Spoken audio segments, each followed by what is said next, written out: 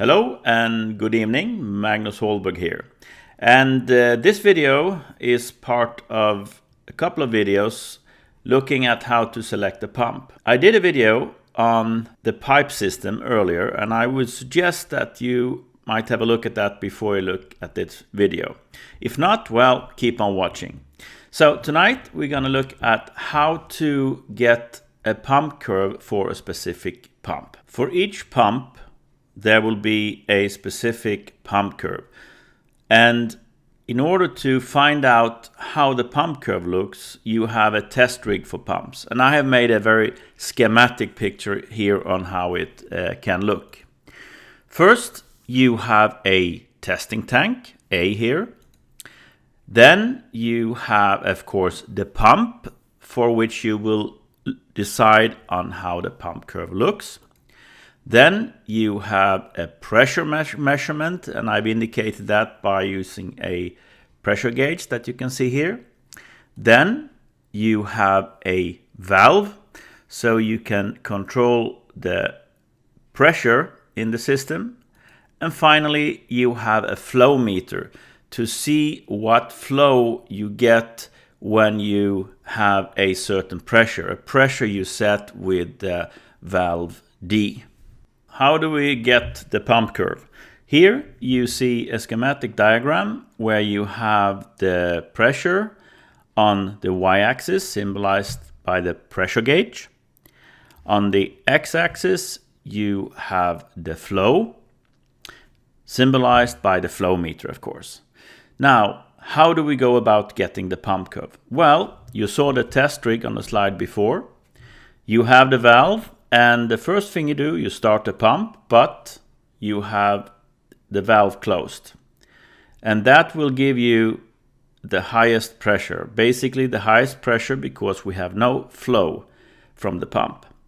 Then we do it open with 10% maybe. Then we have some flow, but still a very high counter pressure for the pump, so very little flow. Then we open a little bit more, maybe 20%. The flow increases and the pressure drops because we've opened the valve. Then we go to 50% maybe, valves open more, flow increases. Then we open a little bit more, 80%, and the flow increases, and of course with the pressure dropping. And finally the valve is fully opened. So with a test rig you have a couple of points that you do and you mark them and you get the pump curve for this specific pump.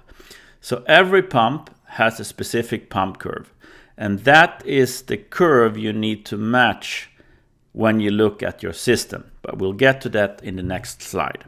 We now have a question that goes like this.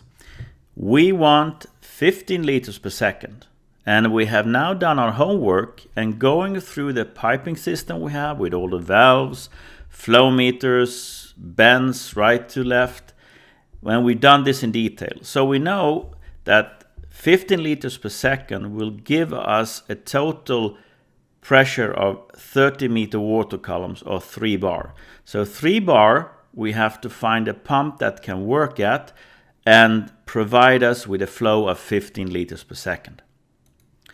So here we have the mysterious pump, and also that pump's pump curve. So let's see if we are lucky. 15 liters per second, that's what we wanted.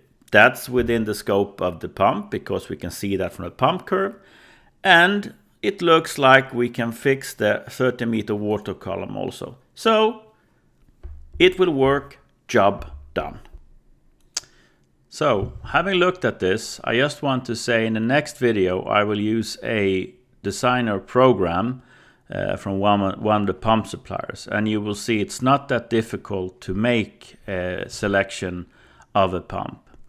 But it's important to know why and how you do it and what values you put into these designer programs.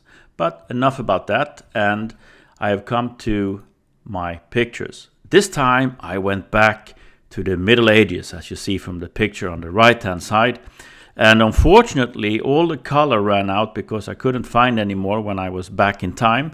So the very nice picture with a huge oak tree came out in black and white. Well, jokes away. I just want to say again, thank you, and remember, water really, really rocks. Take good care.